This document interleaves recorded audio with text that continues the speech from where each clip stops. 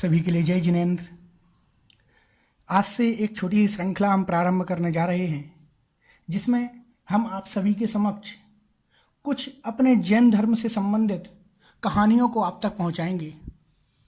क्योंकि हम कहानियां तो सुनते हैं और हमने कई बार उन कहानियों को सुना हुआ है, परंतु हम उस कहानियों को संक्षेप में सुन करके रह जाते हैं और हमें उस कहानी के बारे में पूर्ण रूप से जानकारी नहीं मिल पाती है।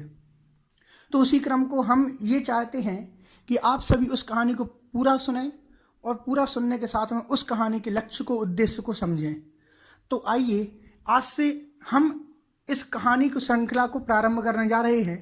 तो इस कहानी की श्रृंखला में आप हमेशा जुड़े रहें और साथ ही दूसरों को जानने हेतु, अर्थात दूसरे भी इन कहानियों के पूरे सार को समझें, ऐसे हेतु आप दूसरों को उस कहानी के बारे में बतलाएं और साथ में दूसरों को इस वीडियो के लिए, अर्थात इस कहानी के लिए शेयर करें, जिससे सभी लोग इस कहानी के आधे ज्ञान से रहत ना रहें, अर्थात उस ज्ञान को पूरा कर सकें और उस कहानी के उद्देश्य को सभी जान सकें। तो आइए हम प्रारंभ करते हैं आज से एक कहानी जो आप सभी ने सुनी हुई है, परंतु सुनी तो सभी ने है, बच्चों ने ये कहानी सुनी है, परंतु उस कहानी को हम आज पूरा समझते हैं, पूरा सुनते हैं कि उस कहानी का कथानक किस प्रकार से था और कैसी कैसी उसमें बातें थी। तो आइए हम प्रारंभ करते हैं आज से प्रथम कहानी। यह कहानी है अंजन चोर की। सभी ने सुनी हुई होगी, परंतु फिर भी इसको आप सुने जिससे आपको कुछ बातें क्लियर होंगी।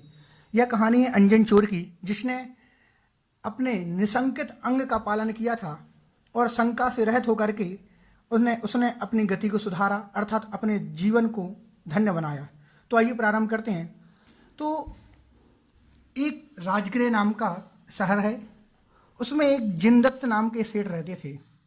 वह बड़े ही धर्मात्मा थे, बहुत धर्म ध्यान करते थे, पूजा भक्ति सब कुछ उनके क्या था, वह निरंतर करते ही रहते थे।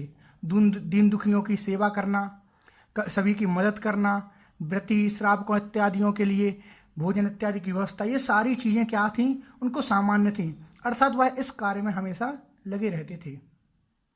वह इसके साथ साथ सामायिक इत्यादि उत्कृष्ट तरीके से किया करते थे। वह एक दिन चतुर्दशी के कृष्ण पक्ष में श्मशान में कायोत्सर्ग करने हेतु, ध्यान करने हेतु गए। चूंकि वह प्रतिदिन जाया करते थे और उस एक दिन की बात है जब वह संध्याकालीन साय होते ही चतुर्दशी के दिन श्मशान में कायोत्सर्ग हेतु गए, उस वक्त दो देव वहां पर उनके कायोत्सर्ग को देख रहे थे, अर्थात उनके सामायिक करने की स्थिति को देख रहे थे कि किस प्रकार से यह व्यक्ति जैन श्रावक होकर के भी कैसा बहुत अड़ग तरीके से इतनी रात में और श्मशान में खड़ा होकर के भगवान की भक्ति कर रहा है, ध्यान कर रहा है। तो वहां पर दो देव आते हैं। कौन कौन से? वह एक है अमित प्रभ और दूसरे विद्युत प्रभ। एक अमित प्रभ देव थे, वह किससे थे? जैन धर्म के विश्वासी थे, और दूसरे थे विद्युत प्रभ जो अन्य धर्म से संबंधित थे। वह दोनों के बीच में एक वार्ता चल रही थी कि आइए धर्म को देखते हैं। तो विद्युत प्रभ जब देखता है तो वह क्या किसी के पास जाता है, तो उसकी परीक्षा लेने हेतु पहुंचता है, तो वह क्या अपने स्थान से, अर्थात अपने तप से डिग जाता है और विचलित हो जाता है। परंतु जैसे ही अमित प्रभ के लिए जैसे ही जिनदत्त सेठ देखते हैं, तब वह विद्युत प्रभ से कहते हैं कि अब देखो जिन धर्म की शक्ति और सच्चा श्रावक कौन होता है। तो वैसे ही वह उन जिनदत्त की ओर इशारा करते हैं कि देखो इतनी रात में, इतनी भीषण रात में और श्मशान जैसी जगह पर यह कायोत्सर्ग की मुद्रा में खड़े हुए हैं, तो यदि इनकी परीक्षा लेना चाहो तो ले सकते हो। वह जाते हैं, विद्युत प्रभ उनके ऊपर उपसर्ग करता है, कुछ उनको डगाने का प्रयास भी करता है। वह जैसे ही उनके निकट पहुंचता है, वह उनको निकट पहुंचते ही कितने भी उपसर्ग कर लो, कितने ही कुछ करा, लेकिन फिर भी वह अपने क्या उस ध्यान से हिले ना, अर्थात वह उस स्थान पर लगे रहे। उसके फलस्वरूप वह अपने तप में लगे रहे, अर्थात अपने सामायिक में लगे रहे और सामायिक ध्यान करने में लगे रहे। उसके फलस्वरूप उनको जब वह विद्युत प्रभ देव और डिगा नहीं पाया, तो दोनों अमित प्रभ और विद्युत प्रभ नाम के देव ने उनको एक शक्ति दी, अर्थात एक विद्या सिद्ध हुई, अर्थात उनको एक विद्या दी। वह विद्या थी आकाशगामिनी विद्या। कौन सी? आकाशगामिनी विद्या उनके लिए प्राप्त हुई।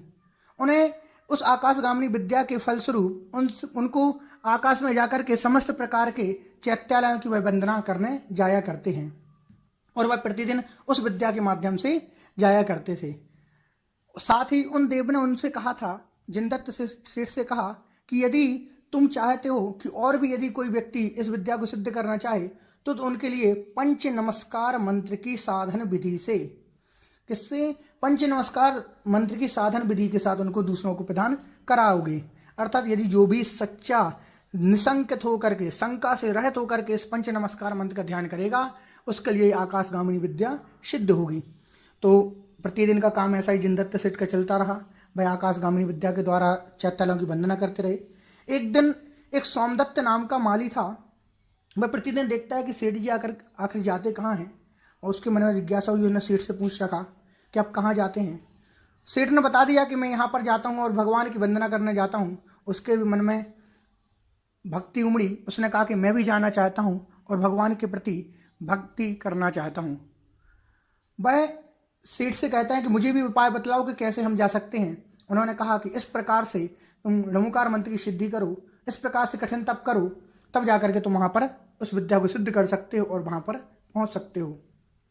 उसने प्रारंभ किया। वह स्मशान में पहुंचा, एक पेड़ पर शीके को बांध करके एक आसन बनाया और नीचे बहुत सारे धारदार तलवार इत्यादि अस्त्र शस्त्र जो भी थे उनको रख दिया कि वह जैसे जैसे ध्यान करता रहा उस पर बैठा रहा। एक तलवार से धीरे धीरे एक को काटना चाहता था, लेकिन नीचे जैसे ही उसकी नज़र उन धारदार तलवार इत्यादि पर पड़ती और उसके मन की क्या हो जाती, शंका, उसके अंदर शंका आ जाती कि कहीं ऐसा तो नहीं जिनदत्त सेठ ने मुझसे झूठ बोला हो, कहीं ऐसा तो नहीं यह मुझे मारने के उद्देश्य से मुझे ऐसा कह रहा हो। कभी उसके बाद ऐसी भी शंका आती हो, कभी वह ये भी सोचता है कि ये जिनदत्त सेठ हैं, बड़े ही धर्मात्मा हैं, ये झूठ क्यों बोलेंगे। ऐसे उसके पास शंका होती रहती है। वह दोनों और विचलित होता रहता है और बार बार उठता, बार बार बैठता, बार बार उठता, बार बार बैठता है, परंतु वह अपनी सिद्धि को प्राप्त नहीं कर पाता। अब बात करते हैं मुख्य अंजन चोर की कि आखिर अंजन चोर के लिए वह विद्या सिद्धि कैसे हुई।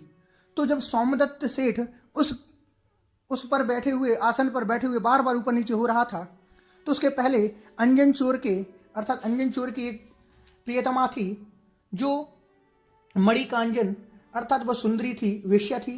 वह अपने अंजन नामक चोर से कहती है कि यहाँ के राजा महाराजा की पटरानी कनकवती के गले में जो हीरे का हार, सुंदर, सबसे सुंदर हार है, वह मुझे ला करके दो।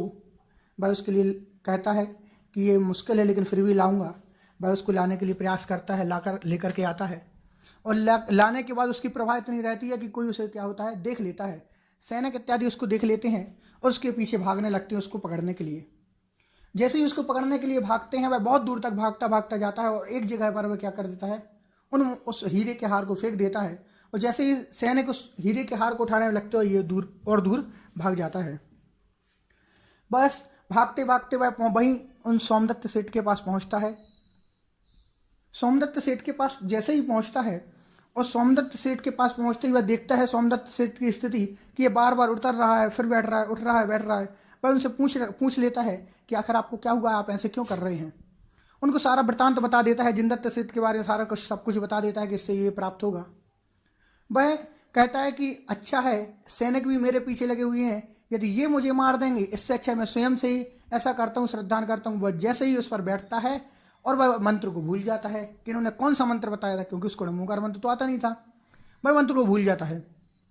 वह बैठता है और सिर्फ इतना ध्यान करता है कि जिस प्रकार इसने मुझे ये मंत्र बताया है उसी का मैं स्मरण कर रहा हूँ, और वह बिना शंका होकर के, निसंकत होकर के और उसको काट देता है। जैसे ही गिरने वाला होता है उसके पहले विद्या आ जाती हैं, उनके सामने सिद्ध हो जाती हैं और वह कहते हैं कि जिस अंजन चोर के सामने विद्या आती हैं और वह देव आकर के कहते हैं मांगो क्या चाहते हो। उसने कहा कि जिस प्रकार से जिनदत्त सेठ ने इस विद्या को सिद्ध करके भगवान की आराधना करने हेतु जहाँ गए हैं उस जगह पर मुझे लेकर के चलो और मैं वहाँ जा करके अपने जीवन को धन्य करना चाहता हूँ। बस सेठ के पास पहुँचते हैं। सेठ के पास पहुँचने के बाद में उनसे कहते हैं कि हे महानुभाव, आपने मुझे यहाँ तक तो ला दिया, अब मुझे मेरे उद्धार का, मेरे कल्याण का मार्ग बतलाओ जिससे मैं अपना और अधिक कल्याण कर सकूं।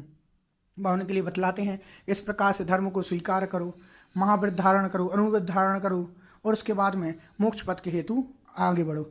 वह धीरे धीरे इसी की ओर बढ़ता है, मुनिव्रत धारण करता है, महाव्रत धारण करता है और धीरे धीरे अपने कर्मों को नष्ट करके और वह क्या हो जाते हैं, मोक्ष पहुंच जाते हैं।